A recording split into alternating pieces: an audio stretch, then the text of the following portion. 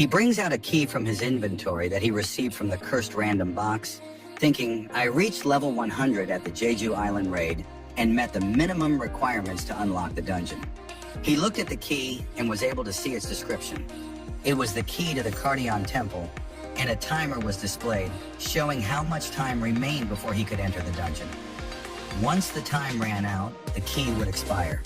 While reading the description, he starts to get flashbacks of the dungeon from the last time he was there, thinking the system was calling him back to the place where it all started. But things were different this time, as he had grown much stronger compared to the last time he was there. He wonders if it was all planned from the beginning, and if it's waiting for his return. If that's the case, then wait for me. We see an entity sitting inside the dungeon as it smirks, hearing Jinwoo say, I'll be coming soon. The scene shifts to a dungeon where a man is panicking as a dark figure stands before him. The man asks the creature about its identity, and the figure replies, he's not the one either. They're hiding cleverly, aren't they? The brilliant fragments of light. Scyld, the king of snowfolk and the monarch of frost, notices something behind him. As he turns, he sees Yogyamut, the king of demonic specters and the monarch of transfiguration. Yogyamut tells Scyld that he has come to inform him about the East Island. Scyld asks if he is talking about the small island, noting that it is the place of the Shadow Monarch. He then asks if Yogyamut has decided to take care of that place.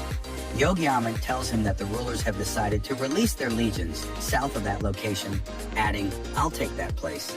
Scyld asks, how are you planning to deal with the Shadow Monarch, who is also there? Yogyamut replies, it'll be all right if the planner fulfills the contract. With a smirk, he adds, the greatest fragment of brilliant light has been confirmed in that place as well. Hearing this, Scyld becomes excited. He asks, you intentionally came here just to tell me that? Yogyamut then asks what Scyld plans to do with that information. Scyld replies, if you are willing to follow me, then why not? During their conversation, Scyld suddenly notices something. He tells Yogyamut, it looks like we were being lured here. Another person walks up to them. Scyld comments, the person earlier can't possibly wield the power of the brilliant fragments of light, so I was wondering why a trace of that power was here. This person plans to get in our way. With rage in his eyes, the man asks them about the small island to the east, questioning if they are referring to Korea. Scyld asks, what are you going to do about it? From behind, Yogyamut tells them, we do not have time to deal with him. As they begin to leave, Scyld taunts the man, try and stop us if you can. The man charges toward them, declaring, I won't let you escape. As he strikes, Scyld effortlessly blocks the attack with his ice shield. With a grin on his face, he prepares to counterattack. As he unleashes his power, a massive explosion engulfs the area.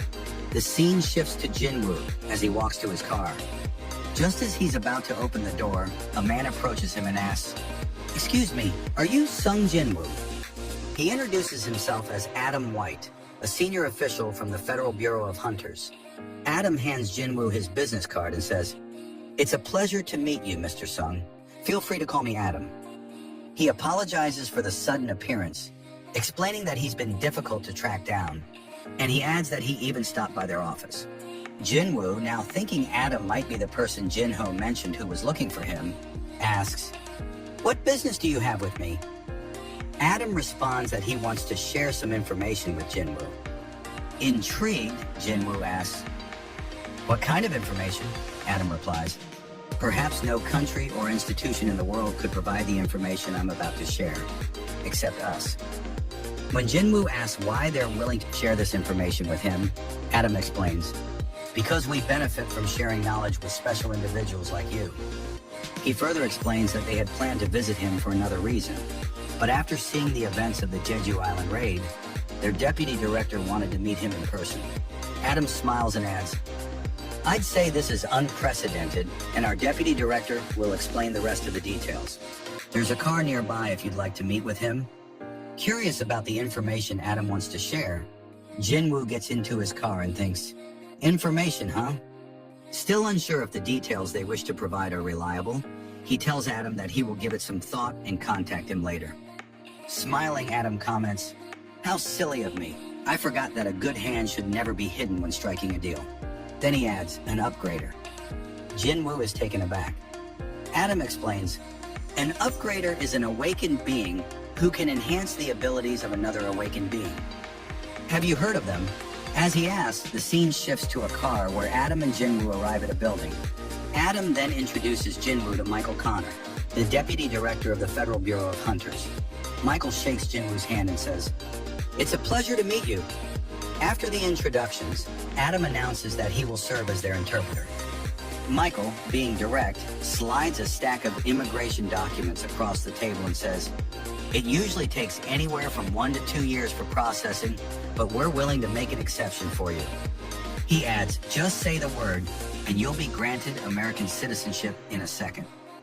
Jinwoo, however, responds seriously, "I came here because Mr. White said you have some information to share with me. An awakened being who can enhance the abilities of another awakened being. An upgrader. Is it possible for a hunter's abilities to be upgraded?" Jinwoo asks. Michael smiles and replies, "Actually, the person who possesses such power is here right now." Looking to the back, he instructs his staff, "Please tell Ms. Sellner to come in." As Ms. Sellner approaches, Mr. Connor introduces Norma Sellner to Jinwoo, informing him that she is the only person in the world capable of enhancing the abilities of awakened beings. Observing her, Jinwoo thinks that she seems like a completely different type of awakened being. Michael then speaks up, telling Miss Sellner to explain to Jinwoo the extent of her powers. Miss Sellner begins by addressing Jinwoo, acknowledging that he might be skeptical about what she's about to say. She adds that everyone had the same doubtful look when they first heard it. However, she tells him that once he experiences her power, he will beg for more. This prompts Mr. Connor to call out to her as she approaches Jinwoo. Mrs. Sellner explains that Jinwoo might already be aware that every awakened individual has a limit to their strength, and no one can surpass that limit. An awakened being's rank would always remain the same unless they undergo a second awakening. This, she notes, was common knowledge among hunters. Jinwoo then asks, "But you can change that?" To which Ms. Sellner responds, "Yes." She reveals that she has the power to help awakened beings break through their limitations. Through a process of 3 stages, she can lift their limitations. She adds that she didn't even know what to call this power, but she is capable of performing a forced reawakening. In simple terms, she can bring out a person's true potential. Mr. Connor agrees with her and confirms that everything she says is true. However, he points out that Ms. Sellner would need a long period of rest after each use of her power, which means she can only help 3 or 4 individuals per year. Jinwoo thinks to himself that he would be one of the 3 or 4 people she would help. If what she said was true, then she must have an incredible ability. He then asks, "How effective is the process exactly?" Ms. Sellner explains that the results vary for each individual, but after going through all 3 stages, an individual would experience a strength increase of anywhere from 20% to 30%. Upon hearing this, Jinwoo is stunned. A 20% to 30% increase in strength seems insane. He now understands why Hwang Dong-soo had decided to go to America, despite facing so much public criticism. Jinwoo thinks to himself, who would turn down such an offer? He then asks, "What if someone finds out about her powers?" Mr. Connor replies, explaining that this is exactly why she is under their care. They ensure her safety while compensating her with a suitable salary. In return, Ms. Sellner would help enhance the abilities of their selected hunters. Mr. Connor then introduces her again to Jinwoo, explaining that her power would be used on him as a gift. Still doubtful, Jinwoo asks, "You mean as an offer?" Mr. Connor clarifies that once he becomes a hunter for the Federal Bureau, he would be given top priority and receive preferential benefits. Additionally, they would arrange meetings with the guild of his choice and help him sign the best contract. Ms. Sellner slides a plate across the table and tells Jinwoo that he doesn't need to decide right away, as they are only easing him into the idea for now. Jinwoo asks, "Excuse me?" And Ms. Sellner reiterates that, as they said, this is a gift. Afterward, Mr. Connor asks for permission to lift his limits. Jinwoo asks, "For nothing in return?" Mr. Connor explains that he should think of it as a complimentary service. Jinwoo, recalling Ms. Sellner's words that he would beg for more once he experienced it, realizes she is confident in her results. Ms. Sellner then asks Jinwoo to hold out his hand and look into her eyes closely, telling him that this is the first step. Michael, watching the scene, thinks to himself that Jinwoo has already taken the bait and is keeping his cool. However, once the first stage is complete, Michael believes Jinwoo will likely try to reach out to them. And if he is an impatient type, he might sign the papers right away. Meanwhile, Jinwoo's hand begins to glow as Miss Selner holds it. Mr. Connor reflects on Jinwoo's past achievements, how he succeeded in the Jeju Island raid with powers that had never been seen before, and wonders what else Jinwoo could accomplish. As a green aura surrounds Jinwoo and the light in his eyes intensifies, the process continues. Miss Selner's eyes begin to glow, and she is enveloped by a powerful aura. Suddenly, it becomes clear that she has shifted to a place filled with darkness. A face appears behind her, where only darkness remains. Gradually, a figure emerges from the shadows and slowly approaches her.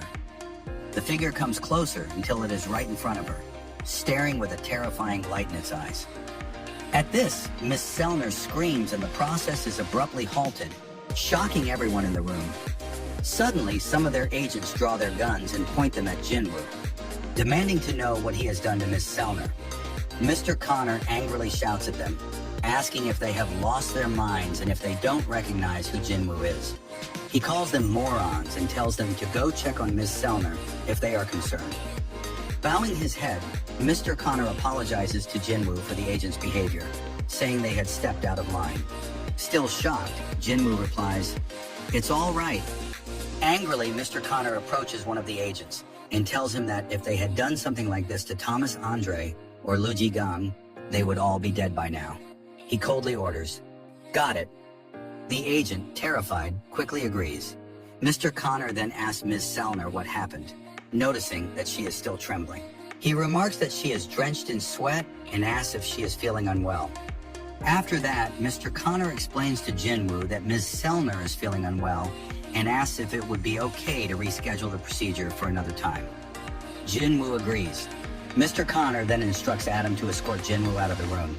Once Jinwoo has left, Mr. Connor turns to Ms. Selner and asks what happened. Her face is still filled with fear, and her hands tremble as she stutters, "He's a king, and a powerful one at that." Mr. Connor is stunned by her words and asks if she means Jinwoo is as strong as a national-level hunter. Ms. Selner shakes her head, unable to explain further, and reveals that she hasn't experienced anything like this before. "He is a king," she repeats, "but not an ordinary one." She explains, adding, "While I was looking at him, he was also looking back at me, an infinite darkness within him." Ms. Selner says that there is no limit to his power. Fast forward, we see Jinho sitting in the office as he takes care of some business. He says these haters, sending complaints after getting sued and crying like kids, that won't work. After some time, he finishes his work and thinks he has managed to single out all the groups slandering Jinwoo. As he rests, he sees Jinwoo standing behind him, who tells him, "You sure are working hard." Jinho thinks. He comes and goes without even making a sound. Jinwoo asks if there was any trouble. Jinho tells him everything is going smoothly and asks why Jinwoo is dressed like that. Jinwoo hands him a bag full of magical cores, saying, "You said we needed money for the guild." Jinwoo asks what he means, and Jinho reminds him they need another member for the guild. To hire someone, they need to pay them salaries. Jinwoo tells him, "Even if we need a member to just fill in the empty space in the guild, we want someone who is sincere, who can stay and work with us." Jinho, with a serious look, tells Jinwoo there is one more urgent thing they need to take care of first. They need a name for their guild. Hearing that, Jinwoo tells him, "I thought it was something really serious." Jinho tells him, "This is a very serious." Hearing all the suggestions, Jinwoo decides to name the guild Solo Play Guild, explaining, "After all, it's a solo player guild." Hearing that, Jinho thinks, "Was that supposed to be funny?" As they talk, they hear a knock at the door. Jinho goes to check who it is. The person asks if this is Hunter Jinwoo's guild office. Jinho tells the person, yes, it is, and as he looks at them, he is shocked to see it is Hunter Cha. Jinho asks her what she's doing there, and Cha replies, saying she wishes to join his guild. After they sit down, Jinwoo asks her to clarify why she's there. Hunter Cha tells him, "Like I said, I want to join your guild." Hearing that, Jinwoo thinks, "I'm so confused about what's going on." He asks her if the chairman asked her to join his guild, or if maybe Hunter Choi kicked her out of the guild. She tells him that's not the reason. Jinwoo, with a serious look on his face, asks her, "So why would you want to join my solo play guild?" She is surprised to hear the name and asks him if he really named his guild that. Jinwoo tells her, "Yes. What's the problem with the name? The Vice Master and I agreed to it." Jinho tells him he never agreed to anything, asking, "What about the names that I suggested?" He looks at Cha, analyzing her pulse, breath, and expression. She's pretending to be calm, but she can't fool me. "Just why are you trying to join my guild?" he asks her. "It's been 2 years since you were awakened. I assume that you're still in contract with the Hunter Guild." She tells him, "I have enough money to pay the penalty." Hearing that, Jinwoo thinks, she is even willing to pay the penalty. He tells her, "Our guild currently doesn't have enough resources to compensate for a hunter like you." She tells him, "That's no problem, as I don't need a down payment either." He asks her, "Why would you want to join our guild then, as there is nothing for you to gain here?" She starts thinking, how should I explain this? Even if I do, it'll definitely sound crazy because at first I was just drawn by the fact that his mana didn't smell like the other hunters. But during the Jeju Island raid, I thought I was going to die. The story shifts to the past when Cha regained consciousness after the Jeju Island raid. She asks the chairman where she is, and he explains that she is inside a helicopter, and they had just landed at the Hunters Association. He says, "Soon they'll send you and the Hunters to the hospital." She asks about Jinwoo, and if he was the one who saved them from that monster. The chairman tells her, yes, it was him. Hearing that, Cha thinks, it wasn't a dream, and wonders, I almost died this time. And a similar situation might happen in the future, where I can't possibly avoid death. We see Cha in the present as she is thinking about how she should explain everything to him. She starts to blush, thinking, I wish to stand by your side till the very end. Seeing her like this, Jinwoo wonders, what's up with her? Is it something she can't tell me? As she tries to calm down, Jinwoo thinks, why can't you answer me? Looking at her blushing face, he can tell that she is hiding something. He asks her, so you won't answer me? Cha replies, I want to live comfortably. Is something wrong with that? Hearing her answer, Jinwoo thinks, Hunter Cha is only 22 years old, and the burden of being an S rank must be hard for her. The Hunters also suffered greatly during the Jeju Island raid, so I can understand why she wants to join us. Jinwoo tells her, there's an entrance test for our guild. She tells him, that wasn't in the recruiting notice. Jinwoo tells her, maybe the guild vice master made a mistake since it's a new rule. He asks Jinho to go and fetch them some drinks and snacks. After he leaves, Hunter Cha asks him, what kind of test is it? Jinwoo tells her, you have to win against one of my summons. Cha asks him, am I that much of a weakling in your eyes? What kind of summon is it? Jinwoo, hearing that, tells her, for you, Hunter Cha, I'll use my strongest summon. They start to get up, and Cha asks him, when's the test? Jinwoo tells her, let's do it now, and suggests, how about we do it in the gymnasium of the association? He thinks, this is a good chance for me to test if I can use the shadow exchange with two people. He tells her, you don't have to leave. We can use a shortcut. He gets close to her saying, we just have to stick together for a bit. When they are ready, Jinwoo uses shadow exchange, and they both get covered by darkness. Meanwhile, Jinho is entering the room with something to eat, and after entering, he sees a high orc standing in front of him, instead of Jinwoo and Cha. They both stare at each other awkwardly as the orc takes the food from his hand and eats it in one bite. The scene shifts to the gymnasium, where the two have teleported. Cha is surprised and asks Jinwoo, how did you do that? Meanwhile, Jinwoo thinks, I was right. The shadow exchange works as a gateway, since I was able to move with a person in it. He tells Cha, let's get started. She tells him she left her weapon behind, and Jinwoo asks, are you talking about that pickaxe? Cha tries to explain, that's not my weapon. Jinwoo, smiling, tells her, I was just kidding. She tells Jinwoo that there might be a weapon worth borrowing in the storage. She opens the door and sees a room filled with weapons. She thinks, these weapons are reserves, so they aren't that good, but they're suitable for practice. She comes out with a sword, telling Jinwoo she is ready. Jinwoo asks, will you be all right? That's not the weapon you normally use. Cha tells him the weapon doesn't matter, as the monsters never fight on their terms anyway. Jinwoo thinks she's right. He wonders, who should I summon? An ordinary soldier would be shredded to pieces. He summons Yggdrasil, saying, "Among my soldiers, he is the best swordsman." She asks him, "What are the conditions for winning or losing?" Jinwoo explains, "You either win by destroying the summon, or you lose when you decide to surrender."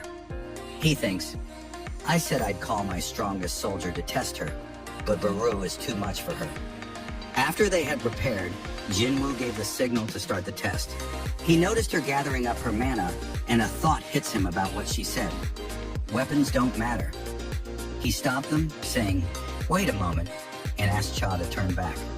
As she did, he started to take out a weapon from his inventory. It was the Demon King's longsword. He hands it to Yggdrasil, telling him to use it, and tells them to start now. They both prepare to fight. Yggdrasil, using the sword's ability, launches a powerful wave of electricity toward Cha. But before the attack lands, she manages to dodge it. Seeing this, Jinwoo thinks, as expected, she's fast. If this were an average person, they would have died at the slightest scratch of that swing. As the fight continues, they start to exchange blows, creating a lot of noise that attracts the attention of Chairman Gogenhee, who was sitting in his office. He thought there wasn't supposed to be anyone in the gym today. He called someone, asking them to connect the CCTV footage inside the gym to his room. As he looks at the footage, he notices it is Jinwoo and Hunter Cha. He wonders when these two entered the building. He remembers Cha's expression from the time when he told her Jinwoo was the one who saved her, and with a smile thinks, "I really was blind." He tells the person on the call to turn off all the CCTV cameras in the gym and write down that there was an inspection today. After that, the chairman sits calmly in his office when suddenly the ground starts to shake. After everything quiets down, he says, "As expected, they're enjoying their youth." Meanwhile, Jinwoo is surprised to see something. Yggdrasil was defeated by Hunter Cha. She asks him, "Was the Black Knight the strongest one you had? You said you'd summon your strongest, didn't you? Please summon him now." Hearing that, Jinwoo tells her, "You might get hurt." But she replies, "It'll be fine because I would like to fight him once again." She sees a dark aura emerging behind Jinwoo as he summons Beru. He asks her if she is sure she will be okay.